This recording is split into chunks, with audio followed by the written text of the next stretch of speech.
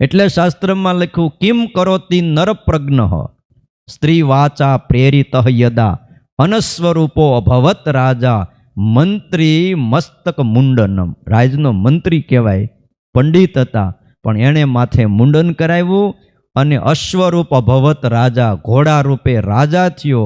એમ સ્ત્રીની વાણીથી પ્રેરાયણ પુરુષ શું નથી કરતો?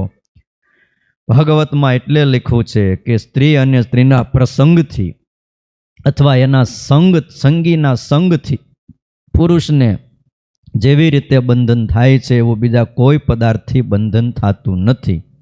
મહારાજ એમ કહે છે કે મારા આશ્રિતોએ સ્ત્રીઓનો અને સ્ત્રીઓને આધીન પુરુષનો પ્રસંગ કરવો નહીં.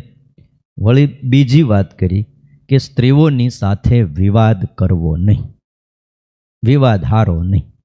હા, જ્યાં વિવાદ કરવા ગયા ને ત્યાં વિખવાદ થયો. વિવાદ એટલે શું? વિશેષ વાદ. વાદ એટલે સામાન્ય ચર્ચાઓ થતી જ હોય પરિવારમાં કે બીજે ત્રીજે, પણ બીજા જે સ્ત્રીઓ એની આરે પણ લાંબો વિવાદ હારો નથી. અર્થાત સ્ત્રીઓની સાથે વિરુદ્ધ વાદ ન કરવો. બે અર્થ થાય, વિશેષવાદ યા તો વિરુદ્ધવાદ, એને કહેવાય છે વિવાદ. જો વિવાદ કરે તો જૂઠું બોલવું, વગર વિચારે કાર્ય કરી નાખવું, કપટ કરવું, આ બધા સ્વાભાવિક દુર્ગુણો સ્ત્રીઓની અંદર હોય છે. ખોટું બોલવું જરાય આંચકો ન આવે, તમને પણ ક્યાંક ક્યાંક અનુભવાતું હોય છે. બીજું, વગર વિચારે કાર્ય કરી નાખે. લાંબુ વિચારવાનું આવે જ નહીં, પછી સહન કરવાનું પુરુષને આવે. પછી કપટ કરવું. આ બધા જ દુર્ગુણો સ્વાભાવિક રહ્યા છે, અને આ સ્વાભાવિક દુર્ગુણોને સ્ત્રી જલ્દી વશ થતી હોય છે. એટલે વિરુદ્ધ વાદ કરનારો પુરુષ એને અનર્થની પ્રાપ્તિ થાય. વળી એમ લખો, સ્ત્રીઓની સાથે વિવાદ ન કરવો. એમ રાજા અને રાજાના માણસોની હારે પણ લાંબો વિરોધ હારો નહીં. હા, જોકે થોડોય હારો નહીં, એની હારે વિવાદ જ ન કરાય. કારણ કે રાજા અને રાજપુરુષોની પાસે સત્તાનું બળ છે ને સત્તાની આગળ શાણ પણ એ નકામું છે. રાજા હોય, રાજપુરુષો હોય, વિવાદ થાય ને પછી કોઈ ના સમજાય સમજે નહીં.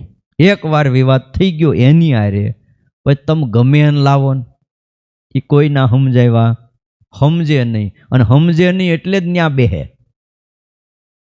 ખ્યાલ આવ્યો? સમજતા હોય ને તો એ ન આ કથામાં બેઠા હોય, ન સમજી શકાય. કારણ કે એની હારે વિવાદ હારો નહીં. વિવાદ કરનારાને અનર્થની પ્રાપ્તિ થાય.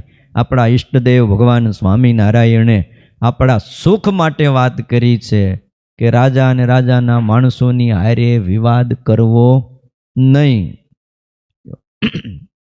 કેવી બધી સુખદ આજ્ઞાઓ છે આ બધી. કયો, નારિયા મુખાત જ્ઞાન વાર્તા શ્રુતિર્ન કાર્યા. પહેલી આજ્ઞા, જ્ઞાન એટલે શું? આત્મા અને પરમાત્માનું. અને વાર્તા એટલે ભગવાન સંબંધી વાર્તાઓ, લીલાઓ. અને સ્ત્રીઓની કથા સાંભળતા વાત કરીને કે એમ તો એની સુંદરતા તરફ આકર્ષણ થાય. બીજું, કંઠની મીઠાશ તરફ આકર્ષણ થાય, ખેંચાણ થાય. અને એટલા માટે આ જગતમાં આજે કોઈ પણ ક્ષેત્ર હોય ત્યાં વધારેમાં વધારે સ્ત્રીઓનો ઉપયોગ થાય છે. કંપની હોય, ફેક્ટરી હોય, શોરૂમ હોય. હવે ત્યાં સુધી બાકી હતું ટોલ ટેક્સ લેવા માટે ન્યાય મૂક્યા. એ એક બાકી હતું કે ત્યાં કોઈ ટેક્સ નહોતા, ટોલ ટેક્સ ઉઘરાવવામાં નહોતા, તો હમણાં ન્યા હત મૂક્યા. આમાં એવું થતું, ઓલો શું છે, ઓલા યાર બાંધે, આની યાર બાંધવા જ ન જવાય. હાલ ભાઈ 25 રૂપિયા, 50 રૂપિયા, 100 રૂપિયા. જોકે હવે તો ફાસ્ટેગ થઈ ગયું છે, બહુ પ્રશ્ન નથી. પણ છતાંય દરેક ક્ષેત્રમાં પુરુષોને સમજાવવા માટે કાઉન્ટર પહેલાં જ કોને મૂક્યા હોય? તમે પ્લેનમાં જાઓ ત્યાં તમને ભાઈઓ જોવા ન મળે. લ્યો એકાદ હોય, બાકી ઝાઝા બહેનો જ બધા. હા, વ્યવસ્થા કરનારા, દાદા શું જોશે, ભાઈ શું જોશે, સાહેબ શું જોશે, ઠંડુ લાવવું, ગરમ લાવવું, વારે વારે તમને આમ થઈ જાય. ઓલા એક ભાઈ નથી, ઓલા હાસ્ય કલાકાર વાત કરતા, ત્યાં ઓલું બટન હોય, આમ દબાવો ને એટલે તરત આવે, આવીને પૂછે શું જોઈ છે, પાણી જોઈ, કંઈ સોડા જોઈ, સોસિયો જોઈ, જે જોઈ, ખાવાનું હોય બધું આવે. હા, એટલે વારે વારે એક ભાઈ પહેલી વાર બેઠેલો અને ગામડાનો વ્યક્તિ, એ કે આ બહુ સારું છે. પછી પ્લેન હેઠું ઉતર્યું ને તે ઓલું સ્વિચ માંડ્યો કાઢવા. એ કે હું તો કે આ ઘરે લઈ જાવીશ. આ દબાવેલો તરત આવે કે દાદા શું જોઈ. એટલે ભાઈ અહીંયા આવે અને એ ટિકિટમાં પેલા પૈસા લેવાઈ ગયા હોય. જમવાના રૂપિયા એ લોકો 2000 થી 2500 તમારા જમવાના ગણે. હવે તમે 2000-2500 હું ખાઈ જાઓ અને એને કદાચ 5 વાર ધક્કો ખાવો પડે પ્લેનમાં, તે હું ત્યાં ભારે પડે કયો. પણ આપણને એમ થાય કે હાલ આ બટન બહુ સારું, બટન દબાવું તરત દીકરી દોડતી આવે કે. દરેક ક્ષેત્રમાં આ બધું છે. શ્રીજી મહારાજે એટલે કીધું કે કથા સાંભળતા, કથા વાર્તા કરતા આમાં આકર્ષિત થવાય. અને પછી જે સાત્વિક ભાવ હોય ને એ ભાવ રહેતો નથી. ઘણો રાખવા માણા મહેનત કરે પણ સાત્વિક ભાવ પછી રહે નહીં. અને પાછો આજનું પ્રદર્શન તો તમને ખબર છે. હા, પૂરો વેશ પહેરે ને તો હજી કંઈ વાંધો નથી. બોલો, જગ જાહેર હજારો લોકોની વચ્ચે એકદમ ટૂંકા કપડાં પહેરીને આ દરેક ક્ષેત્રોમાં દીકરીઓ નોકરી કરે છે. બોલો, હાવ ટૂંકા. અહીંયા સમાજમાં તો હજી હારું, બાકી પ્લેનમાં વિદેશમાં તમે જાઓ ને તમને એમ થઈ જાય કે આ હા હા હા હે. બોલો, તમે આખું ઉગાડી રાખી જ ન શકો. આટલું વિકૃતિ ભર્યું વાતાવરણ હોય, તમે કરો શું કયો. એટલે લખ્યું છે તત્સૃષ્ટ સૃષ્ટ સૃષ્ટેશુ કોન્વ ખંડિત દીપમાન ઋષિમ નારાયણમ ઋતે યોશિન મય્યેહ માયયા. ભાગવતની વાત છે. તત્સૃષ્ટ સૃષ્ટ સૃષ્ટેશુ, ભગવાને કરેલી સૃષ્ટિ અને પછી બ્રહ્માજીએ કરેલી સૃષ્ટિ, એ સૃષ્ટિમાં કયો એવો વ્યક્તિ છે કે જે સ્ત્રીઓના કટાક્ષથી એની બુદ્ધિ ખંડિત ન થઈ હોય કયો. એક જ બચ્યા, કોણ? ઋષિમ નારાયણ ઋતે, એક નારાયણ ઋષિ સેવાય. યોષિત સ્ત્રી રૂપી માયાથી બધા જ પરાભવને પામ્યા છે. વચનામૃત ગરડા મધ્યનું 35મું છે. ગમે એવો સમાધિનિષ્ઠ હોય અથવા વિચારવાન હોય, પણ જો સ્ત્રીઓના પ્રસંગમાં રહેવા માંડે તો એનો ધર્મ રહે જ નહીં. આ સ્વામિનારાયણ ભગવાનના વચન વચનામૃતના છે. ઘરે ગયા પછી વાંચજો, વિચારજો. અને વળી એમ કીધું કે જેવું બંધનકારી સુવર્ણ છે એવું જ બંધનકારી રૂપ પણ છે. કારણ કે રૂપવાન સ્ત્રી જ્યારે સભામાં આવે ત્યારે ગમે એવો ધીરજવાન હોય ને એની પણ દ્રષ્ટિ એમાં તણાયા વિના રહે નહીં, એ તણાઈ જ જાય. અને એટલા માટે સ્વામિનારાયણ ભગવાને આ સંપ્રદાયમાં જેણે બહુ જ કહેવાય ને આદિકાળમાં આત્માનંદ સ્વામીની સાથે રહીને સત્સંગમાં વિચરણ કર્યું હતું.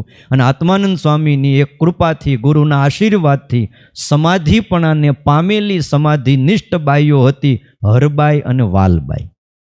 આ બે ત્રંબામાં આજે પણ એનો ઓટો છે. બોલો, સમાધિ એની આજે પણ છે ગામમાં. તમે ક્યારેક જાઓ ને ત્યારે અવાજ કરજો, એ બોલશે અંદરથી. આ બે આત્માનંદ સ્વામીની ચેલી હતી. આત્માનંદ સ્વામી ધામમાં ગયા એટલે એમણે કીધું કે રામાનંદ સ્વામી કહે ને એમ કરજો, એમને ગુરુ માનજો, એ મોટા પુરુષ છે. પછી એમની સાથે રહેતા હતા. રામાનંદ સ્વામી સ્વધામ જતા પહેલા આ સંપ્રદાયની ધુરા ભગવાન સ્વામિનારાયણ સહજાનંદ સ્વામીને સોંપીને ગયા. આ તો બધી ભગવાનની લીલાઓ હતી.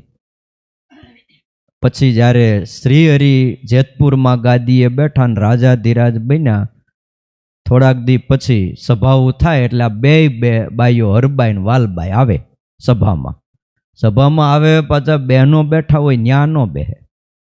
સાધુ બેઠા હોય ને ઓલા ગાદી તકિયા નાખ્યા હોય સદગુરુના, ન્યા આવીને મોખરે બે. તે એક વાર જોયું, બે વાર, પછી આ તો હું જ નવા નવા હજી પાછા ગાદીએ બેઠા હોય ને ઉંમર પાછી હજી 21 વર્ષની, એટલે આ લોકમાં છે ને પાછી ઉંમરે નડે ભગવાનને. જોકે ભગવાનને કોઈ બાદ નથી, કાલિદત્ત જેવા કાલિદત્તને પણ ખાલી દ્રષ્ટિથી નાશ કરી નાખ્યો, અને જગન્નાથપુરીમાં એટલો બધો હું કેવા ધર્મ વ્યાપ્યો હતો એ સમયમાં, ખાલી સંકલ્પ કર્યો ને ત્યાં હજારોને અસુરો પરસ્પર બાંધીને મરી ગયા. એને કાંઈ વાર ન લાગે, પણ છતાંય હવે એક મર્યાદા, એટલે કાંઈ કીધું, એકાદ વાર કીધું કે હરભાઈ, વાલભાઈ, તમે બહેનોની સભામાં બેસો તો સારું, આ સારું ન લાગે. તમે ગમે ત્યાં આવીને અહીંયા ગાદી તકીએ સાધુઓ બેઠા હોય ત્યાં આવીને બેસો, આ મર્યાદા નથી. તો કે અમને શું થવાનું છે કે અમને કાંઈ થવાનું નથી. જુવાનીમાં અમને કંઈ બાધ ન આવ્યો તો હવે તો અમારે શું છે, ગાલે ખાડા પડી ગયા છે, પળિયા આવી ગયા છે, સફેદ વાળ થઈ ગયા છે, હવે અમને પુરુષ બાધ કરનાર નથી. શ્રીજી મહારાજ કે તમને બાધ ન કરે, પણ મર્યાદા ઈ મર્યાદા, તમારું જોઈને બીજા ઈ રસ્તે ચાલે, તમને કોઈ બાધ નથી. પણ છતાંય આ વાતને સમજો. અને પછી કીધું, જેવો પુરુષ ને નારીનો સંગ, તેવો પ્રમદાને પુરુષ પ્રસંગ, એ તો છે ઘૃત અગ્નિ સમાન, એમાં કરવું નહીં અભિમાન. જેવો પુરુષને નારીનો પ્રસંગ છે, એ જ રીતે સ્ત્રીને પુરુષનો પ્રસંગ, આ બે કેવું છે, ઘૃત અને અગ્નિ સમાન છે. અગ્નિ બળતો હોય અને તમને એમ થાય કે આ હાલો ઢીલું ઘી છે ઠારી નાખું, પણ ઘરે જઈને કરજો અખતરો. અને માપે ઘી પેલા લેજો. આમ ઘી નાખો એટલે અગ્નિ ઠરી જાય કે પ્રજ્વલિત થાય, વધારે થાય. ભલે પ્રવાહી ઘી હોય તો પણ અગ્નિ પ્રજ્વલિત થાય છે. એમાં કરવું નહીં અભિમાન. શ્રીજી મહારાજ કે આમાં અભિમાન ન કરવું. કોઈના અભિમાન રહ્યા નથી તો તમારું ક્યાંથી રહેશે? લીધી હોય જો ઇન્દ્રિય જીતી, તોય સૌને શીખવવા સુરીતિ. મોટા મુક્ત રહે સ્ત્રીથી દૂર, એવી રીત ચલાવવી જરૂર. ભલે ઇન્દ્રિયો જીતી લીધા હોય તો પણ આ એક સુરીત બધાને શીખવવી છે. માટે મોટા મોટા મુક્ત હોય તો પણ એણે સ્ત્રીઓથી દૂર રહેવું. આ એક અમારે રીત ચલાવવી છે. આ ગોપાળાનંદ સ્વામી, આ ગુણાતીતાનંદ સ્વામી, આ નિષ્કુળાનંદ સ્વામી, આ બ્રહ્માનંદ સ્વામી જતી પુરુષ છે. ખાલી કામી ઘોડા ઉપર હાથ મૂકે તો એ મદોન મત વાજી ઘોડાને હાવ નિષ્કામી કરી નાખે, ગોરી ગાય જેવો. ત્યારે એ પુરુષો કેવા હશે? એ નિષ્કુળાનંદ સ્વામી. પણ છતાંય મારે રીત એક બાંધવી છે. એવા મુક્ત પુરુષોએ પણ સ્ત્રીઓની હારે વાત કરવી નહીં, સ્ત્રીઓની સભામાં બેસવું નહીં. અરે લખું જ્ઞાન વાર્તા પણ કરવી નહીં સ્ત્રીઓની સભામાં. માટે આ વાતને તમે માનો અને દૂર રહ્યો. તો કે અમે તો અહીં બેહવાના. એટલે હવે આને કોણ પોગે? સ્વામિનારાયણ ભગવાન પણ ઊંડા ઉતરી ગયા હતા. આને કરવું હું? આને કંઈ ઉપાડીને તો બહાર મૂકી આવાય નહીં. પછી સભા પૂરી થઈને મોટેરા મુક્તાનંદ સ્વામી એમને એક બાજુ બોલાવ્યા, આત્માનંદ સ્વામી, ભાઈ રામદાસજી કહેવાય, એ બધા મોટા સાધુઓ એને બોલાવ્યા. કીધું સ્વામી કેમ કરશું, અમારું તો મન નથી. અને આને સમજાવાય કેમ? હવે અહીં બેહી જાય, ગમે સભા ચાલુ હોય ને આવીને પડખે આવીને બેહી જાય, આનું શું કરીએ? ત્યારે કીધું મુક્તાનંદ સ્વામીએ, મહારાજ એમ કરો, હવે કોઈ રસ્તો નથી, એને સત્સંગમાંથી વિમુખ કરી દો. કહી દો બધા હરિભગતને કે અમારા બાઈ ભાઈ આશ્રિતોએ એને માનવા નહીં, આજથી અમારા સંપ્રદાયથી બહાર છે. મુક્તાનંદ સ્વામીનું હૃદય માં જેવું, કોઈ દી બોલે નહીં. કોઈ દી જીવનું અહિત થાય એવું કરે નહીં, પણ ના છૂટકે અમુક નિર્ણય અમુક વખતે ધર્માચાર્યોને યા તો આગેવાન મોટા સાધુઓને લેવા પડતા હોય છે. લેવો ન પડે, મનમાં ઈચ્છા ન હોય લેવાની, પણ અમુક નિર્ણય કઠોરતાથી લેવા પડે છે. અને પછી બીજે દી જાહેરાત કરી દીધી, આજથી હરબાઈ અને વાલબાઈ અમારા સત્સંગમાં નથી, એ સત્સંગથી બહાર છે. જો વિમુખ કર્યા. પછી સત્સંગમાં આ બે બાઈઓ ફરતી હતી અને ફરતા ફરતા એ ત્રંબા ગામ ને ગુરુ, ત્રંબા ગામમાં ન્યાય એણે સમાધિ લીધી અને સમાધિનો ઓટો આજ પણ છે. સમાધિ લીધા પછી ઘણી વાર સ્વામિનારાયણ ભગવાન એ ત્રંબા ગામના ત્યાંથી નીકળતા અને ઓટા પાસે આવે ને તે હાથ કરતા, એ હરબાઈ, એ વાલબાઈ, ત્યારે અંદરથી જવાબ દેતા હતા. બોલો, હજી ત્યાં બેઠા છે, આ કોને કહેવા જવું? આના કરતાં કીધું એમ કર્યું હોત ને તો અત્યારે ધામમાં બેઠા હોત. અહીંયા ભોમાં ભંડાઈને બેહવું, ખાડામાં બેહવું, એના કરતાં ધામમાં બેહવું સારું કે નહીં? આટલી સ્થિતિ પામ્યા હોય, આટલું સામર્થ્ય હોય, પણ જો ભગવાનની વિરોધમાં કે નિયમની વિરુદ્ધમાં હાલ્યા તો ધામ છેટું રહી જાય છે. એટલે સ્વામિનારાયણ ભગવાન કહે છે કે ભાઈ આ તો કરવું નહીં.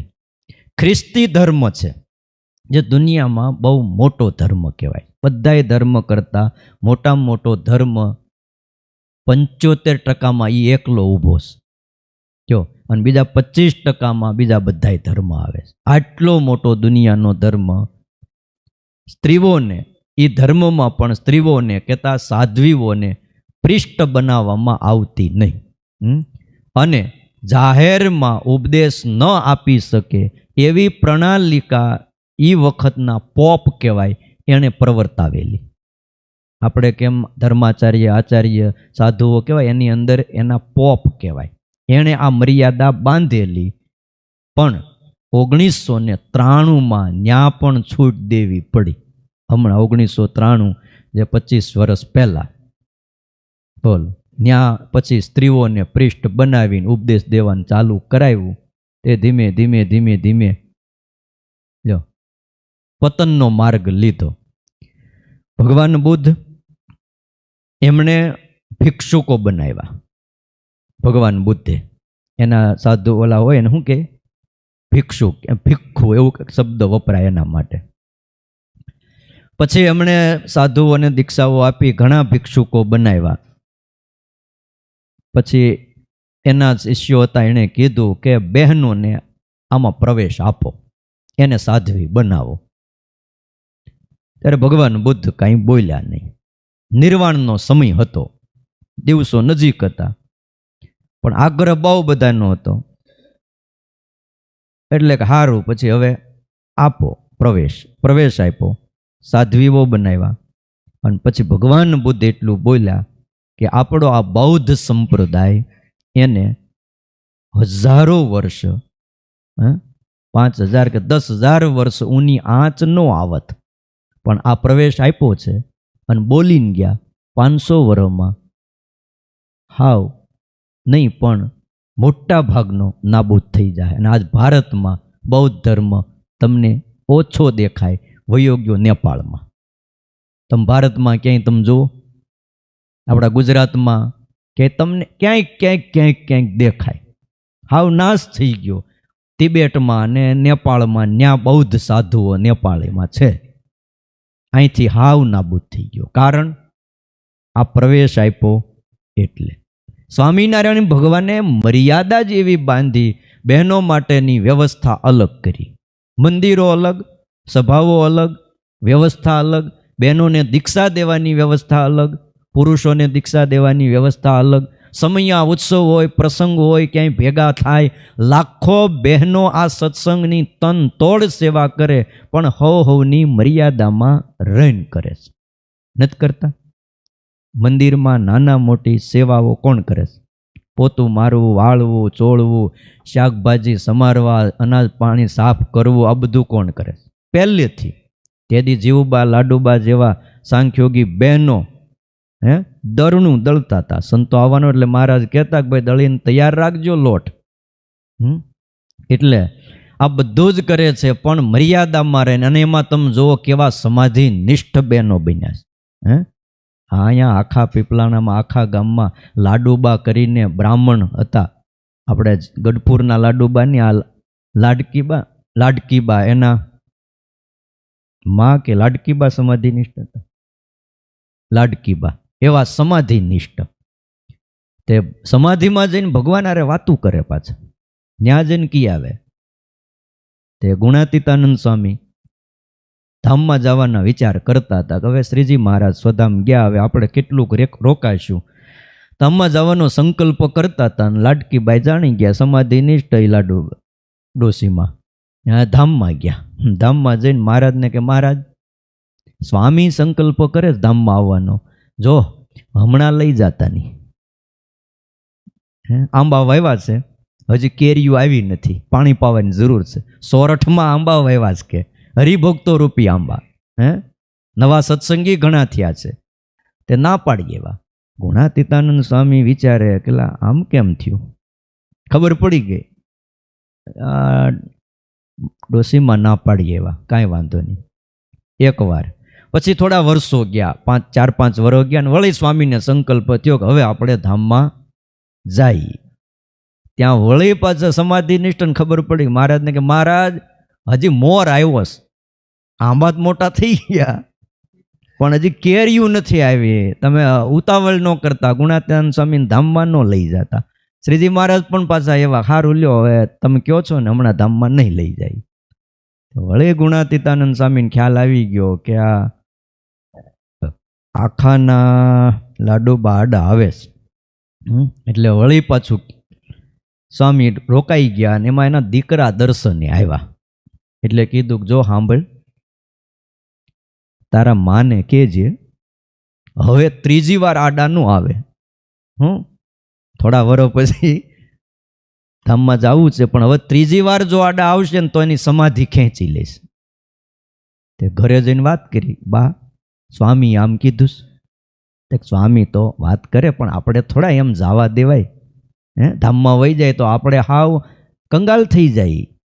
3જી વાર સ્વામીએ સંકલ્પો કર્યો અને ભાઈ ધામમાં જઈને લાડુબાઈએ કહી દીધું મહારાજ હજી ખમજો, ઉતાવળ ન કરતા, ધામમાં નહીં લઈ જતા. અને ગુણાતીતાનંદ સ્વામીને ખબર પડી, સમાધિ ખેંચી લીધી. પછી આમાં ખબર ન કરે, ગમે એમ કરે, સમાધિ જ ન થાય. પછી છોકરા દ્વારા કેવરાયું, સ્વામીને કયો એ સ્વામી જેમ રાજી હોય એમ કરે પણ મારે સમાધિ થતી હતી એમ થવા દ્યો કે. અને પછી પાછી સમાધિની સિદ્ધિ આપી, સ્વામી ધામમાં ગયા. કહેવાનું કે આવા બહેનો હતા, મર્યાદા બધી. અમદાવાદમાં પાછું જો આ બધુંય છે પણ જ્યારે કંઈક એવો પાછો આપતકાળ આવે ને ત્યારે પાછી છૂટ પણ આપી કે કોઈ બાયું માણા તણાતા હોય, કંઈક એવી મુશ્કેલીમાં હોય, પછી ન્યા સાધુ હોય તો ઊભું ન રહેવાય, બાવડું પકડીને શું કરવું પડે, કાંઠે કાઢવા પડે. ખ્યાલ આવ્યો? ઓલે વાત નથી આવતી, બે શું કહેવાય જૈનના સાધુ હતા કે બુદ્ધના સાધુ હતા, તે દી એના શીલ વ્રત હતા, નિયમ પાળવાના. 2 જણા જતા હતા ને એક બાઈ નદીમાં ત્યાં લુગડા ધોતી છે ને પૂર આવ્યું, પાણીએ ઉપાડ્યા, તે રાઈડ નાખે બચાવો બચાવો, બીજું કોઈ નહીં. એટલે એક સાધુને દયા આવી, એટલે જુવાનીએ સાધુ એણે પાણીમાં જંપ લાવ્યું, થાય જે થવું હોય, બાવડું પકડીને ખેંચીને બહાર કાઢીને મૂકી દીધા. કાંઠે મૂકીને ઘડીક વાર બધા કપડાં પછી ભીના થઈ ગયા, તડકે ઊભા રહ્યા ને કોરા ત્યાં. એટલે ઓલા સાધુની હારે હાલો આપણે આશ્રમમાં. તે ઓલા હારે હતા ને વારે વારે કે નિયમ તોડ્યા, બાયું નીડ્યો, સાધુ થઈને આ કરાય. પેલા ભાઈ મરી જતી હતી બાઈ, આપણે કાઢી બચી ગઈ ને બાઈ, કેટલી રાજી થઈ, જીવ બચ્યો કે નહીં, એનું પુણ્ય કેટલું થાય ભલામણા. પણ એ બધું વાત બરાબર, પણ હું છે ને આશ્રમમાં તેથી ભગવાન બુદ્ધ હયાત, હું વાત બધી કરી દેવાનો છું. તો ભાઈ કરી દેજે ને. શીલ તોડાઈ નહીં, તે નિયમ તોડ્યું. તે ઠેઠ લગ્યો, 5 કિલોમીટર આશ્રમ દૂર હતો, નદીના કાંઠાથી લઈને ન્યા સુધી આશ્રમ દેખાવા માંડ્યો ને ત્યારે ઓલા સાધુએ કીધું, ભલા માણા, મેં તો બાવડું પકડીને એને કાંઠે મૂકી દીધી, હું સંભાળતોય નથી, તું આ આશ્રમ સુધી લેતો આવ્યો એને. હજી સંભાળશો, હવે મૂકને પડતું. શિક્ષાપત્રી એ બહુ સમજ્યા જેવી છે. ખ્યાલ આવ્યો? મુક્તાનંદ સ્વામી આદિક સાધુઓ અમદાવાદમાં હતા ને, પછી ત્યાં વૈરાગીઓ બધા ચીપિયાઓ લઈને, ત્રિશુલો લઈને, હથિયારો લઈને મારવા આવ્યા હતા સાધુઓને. હવે એમાં મુક્તાનંદ સ્વામી ઝપટમાં આવી ગયા. મોટા સાધુ, ઉંમર હતી સ્વામીની, લાંબુ જાજુ દોડાય નહીં, અને એમાં ઓલા વૈરાગી હોય ભાઈ, ચીપિયા લઈને વાહે ત્યાં. હવે હાથમાં આવી જાય શું થાય? હવે એ વખતે ઉત્તર ગુજરાતની બહેનો, હા, બધી સુરવીર બહુ. હા, તમે જો થાળી વગાડવાની હોય વેલણથી કે ચમચીથી, તો શરૂઆત ક્યાંથી થાય? હા, ત્યાંથી થાય. અને એ પાસે ઉત્તર ગુજરાતથી.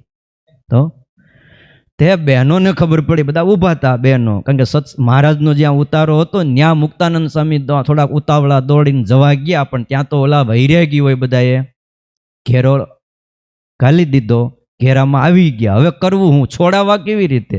અને ત્યાં કોઈથી જવાય નહીં, ત્યાં બીજો જાય તેને ટીપી નાખે. તે બહેનોએ પછી કાંઈ વિચાર ન કર્યો બીજો લાંબો. એ કે આમાં વિચારવા અત્યારે રહેવાય નહીં, અત્યારે ભાગવત રામાયણ કે શિક્ષાપત્રી ખોલાય નહીં, કે અત્યારે સાધુથી છેટે રહેવું, આમાં સાધુ હાવ ખોવાઈ જાય. કે એમાં મુક્તાનંદ સ્વામી એ બહેનોએ બધાએ હો ભાઈ ભેગા થઈને 40-50 બહેનો હતા, અને સીધા અંદર ટોળામાં પીડ્યા ત્યાં, અને મુક્તાનંદ સ્વામીને ઘેરી લીધા, અને મુક્તાનંદ સ્વામી વચ્ચે, અને ફરતી બધી બહેનો ઓલા વૈરાગી કોને મારે. અને એમનું ટોળું લઈને સ્વામીને લઈ આવ્યા ઘરમાં. હવે સ્વામી તમે અહીં રહ્યો, અમે દરવાજે ઊભા છીએ. હવે આવો પ્રસંગ આવે, શું કરવું? જો, અને એ બધું તે દી આપણે વળી આ અમુક વસ્તુ લઈને બેસીએ તો આજ મુક્તાનંદ સ્વામી ન હોત. ત્યારે બહેનોએ પણ આ સત્સંગમાં કેટલાય સંતોની પણ રક્ષા કરી છે. આ બધા આપતકાળના નિયમ હોય છે. કયો એટલે લખ્યું છે શાસ્ત્રમાં, પણ આ વાત જીવાત્માના કલ્યાણ માટે સામાન્ય રીતે કોઈ પણ અપવાદને નિયમ ન બનાવાય. ડાયવર્ઝન એ ડાયવર્ઝન હોય, પછી ડાયવર્ઝનને નેશનલ હાઈવે 8 નંબર ન માની લેવાય. સમજાણું? એ ડાયવર્ઝન કેટલા દિવસ પૂરતું હોય? કે ભાઈ અહીંયા થોડુંક સમારકામ કરવું છે એટલે આ ડાયવર્ઝન કાઢ્યું છે, બાકી મેન હાઈવે એ મેન હાઈવે રહે. એમ કલ્યાણનો જે નિયમ છે એ તો એમ જ રહે. પણ ક્યારેક ક્યારેક ભાઈ કંઈ તકલીફ હોય, જરા પુલ તૂટ્યો હોય તો ડાયવર્ઝન કાઢવું પડે. હે, શું કામ? સુખ માટે. અને ડાયવર્ઝન કાઢે તમને બધાને ગમે કે ન ગમે? હમણાં 4 દી અહીં પુલ તૂટી ગયો તો હાઈવે ઉપર ભરૂચને આ બાજુ, કરજણની આ બાજુ, તે બોલો એટલી બધી ટ્રાફિક, પછી ડાયવર્ઝન કાઢવા પડે. અને બધાય રાજી થાય, બહુ સારું કર્યું, એ ટ્રાફિકમાં મરાઈ ગયા હતા. હે, એમ આમાં પણ ક્યારેક ક્યારેક શું કરવું પડે? ડાયવર્ઝન કાઢવું પડે. ન વિવાદ સ્ત્રીયા કાર્ય, સ્ત્રીઓની આરે વિવાદ ન કરવો, કારણ કે વિરુદ્ધવાદ અને ક્લેશ ઉત્પન્ન કરે છે. એટલે મહાદેવજીએ સ્કંદ પુરાણમાં સ્ત્રીઓના સ્વાભાવિક થોડાક દુર્ગુણો બતાવ્યા. એક તો જૂઠું બોલવું, બીજું ઉતાવળાપણું, ત્રીજું માયા, ચોથું મૂર્ખતા, પાંચમું લોભીપણું, છઠ્ઠું અપવિત્રતા, અને નવમું નિર્દયપણું. એની સાથે વિવાદ કરવામાં પુરુષને શોભા નથી, પહેલી વાત. અને મિથ્યા અપવાદનો ભોગ થવાનો સંભવ છે. જો વિવાદ કરો ને તો એને આળ નાખવી એટલે સહેજ પણ લાજ નહીં, સીધું તમારા ઉપર આળ નાખે. તમે ગમે એટલા ડાયા હોય, તમે શું કરી લ્યો? કયો? અને એવું પણ લખ્યું કે પુરુષ ઘરમાં ન હોય અને તમારે કાંઈક થોડા ઘણા લેવાના હોય, ઉઘરાણી કરવી હોય, અને એકલી બાયું માણા ઘરમાં હોય તો ઉઘરાણી કરવા પણ જાવું નહીં, ઘોળી ઉઘરાણી. હા, હવે તમે એકલા ગયા ને કાંઈક આળ નાખી દીધી માથે, ઉઘરાણી તો ઠીક છે, બીજા ભરવા પડે, ઊંધું થઈ જાય બધું. કેટલી આપણને સુખ માટે સ્વામિનારાયણ ભગવાને આજ્ઞા કરી છે. કારણ એમાં શોભા નથી. ત્રીજી વાત, જો એને ન ફાવે ને એની હારે વાત કરો ને એને ન ફાવે તો એ રડે, અને રડે એટલે ગમે એવો મરદ હોય એને એમ થઈ જાય કે ઓહો બેન બહુ દુઃખી છો. અને રડવું એટલે સ્વાભાવિક. સહેજ કંઈક થાય લાંકોમાં દોડ આંસુ પડે. અમરજીભાઈ તમે એમ થાય કે ઓહો, હે, કલ્પાંત કરે અને પરાજિત કરે અને હારી જાય તો લાગણી પ્રધાન હોવાથી સહનશીલતા ઓછી હોય એટલે રડે, અને અંતે પુરુષે પાછા પડવું જ પડે. એટલે એની કરતાં વાદ જ ન કરવો. ટાઈમ મળે ને એટલે કથામાં વી આવવું. ખોટી ત્યાં માથાકૂટ ન કરવી. સવારે હું બનાવું છું, સાંજે હું જે તૈયાર હોય ને એ ખાઈને ઓફિસ ભેગા થઈ જાવું. કયો વળી રાજા અને રાજાના માણસોની આરે વિવાદ ન કરવો. કારણ શું કામ કે એ બળવાન છે અને અભિમાન હોય એટલે માને નહીં. ત્રીજી વાત, સામેથી નુકસાન કરે એટલે વિવાદ ન કરવો. અને સત્તા આગળ કીધું એમ શાણપણ નકામું છે. છેલ્લી એક વાત નાની, ઉપદેશો હિ મૂર્ખાણામ પ્રકોપાય ન શાંતયે પયપાનમ ભુજંગાનામ કેવલમ વિશ્વવર્ધનમ. મૂર્ખને ઉપદેશ દેવો એ એના પ્રકોપ માટે છે, એટલે એને ઉપદેશ દેવો નહીં, એની હારે વિવાદ કરવો નહીં. કારણ કે સર્પને તમે દૂધ પાવ, એ દૂધ એના ઝેરને વધારનારું છે, એમાં કાંઈ ભલી વાર નથી. તમને એમ થાય નાગદાદા નીકળ્યા છે, હાલો ને આપણે દૂધ પાઈ, તમે અખતરો કરજો, રોજ દૂધ પાઈજો, પણ જે દી પૂંછડી દબાવજો ક્યારેક, એ ડંખ માર્યા વગર ન રહે. શિયાળાના દિવસો હતા એટલે વાંદરાઓએ બધાએ શું છે, ઓલી ચણોઠીના પાન ને ચણોઠી હૂકીને બધું ભેગું કરીને ફૂંકી ફૂંકીને કંઈક ગરમી લેતા છે અથવા પાનથી. એટલે હુઘરીએ જોયું, સુઘરી સારું ઘર કરનારી સુઘરીઓએ જોયું શિયાળાના દિવસો ભાઈ ઓલો કે ને હિમ વર્ષા થયેલી ને વાંદરા બધા થીજી ગયા હતા. એટલે સુઘરીને ત્યું લાઈને આપણા ભાઈને જરાક સારી વાત કરી બે, એટલે ઉપદેશ દીધો, એ વાંદરાઓ કાંઈક સમજો, કાંઈક સમજો. ખબર નહોતી શિયાળો આવશે, ટાઈટ પડશે. તમને ભગવાને બે હાથ આપ્યા છે, એકાદું સારું ઝૂંપડું, એકાદું મકાન બનાવી ન લેવાય? કંઈક આશરો તો બનાવે ને, ટાઈટ ન લાગે એવું. જો અમને ભગવાને હાથ નથી આપ્યા તોય અમે કેવો માળો કરીએ છીએ. અને માળાની અંદર પાછા 2 માળની વ્યવસ્થા હોય, અંદર વહી જાય, નો ટાઈટ લાગે, નો વરસાદ પડે, નો ગરમી લાગે. ગરમી લાગે તો ઉપર માળે વી આવે અને પાછા હિંચકા ખાય, પવન આવ્યા કરે. કેવો અમે માળો કરીએ છીએ, અને તમને ભગવાને બધુંય આપ્યું તોય કાંઈ કરતા નથી. અને વાંદરા ખીજાણા, હે એલા અમને ઉપદેશ દેજો. અને હુપા હુપ કરીને બોલો, ડાળીઓ બધી તોડી નાખી, માળા બધા તોડીને કૂવામાં નાખી દીધા. લ્યો આને ઉપદેશ દેવાય? એટલે લખ્યું મૂર્ખ માણાની હારે વાદ કરવો નહીં. અને ચકારેણ એમ લખ્યું છે કે માત પિતાની હારે પણ કોઈ દીકરાઓએ વાદ ન કરો. માત પિતા અને ગુરુની હારે એમ લખ્યું ને, ચકાર અંદર લખ્યો છે ન વિવાદ કાર્ય રાજા તજ્જનેહી વિવાદ ન ચ કાર્ય. ચ લખ્યો છે, ચ થી અર્થ એવો થાય કે માત પિતા અને ગુરુ હોય એની હારે પણ વાદ વિવાદ કરવો નહીં, સમજાવીને વાત કરવી. જો અહીંયા શ્લોક પૂરો થાય છે. 35મો શ્લોક આપણે કાલે વાંચ્યું. એમાં પણ એવી જ આજ્ઞાઓ છે, થોડીક અપમાન ન કરવું એની, પણ બહુ સમજ્યા જેવી. સહજાનંદ સ્વામી મહારાજની જય.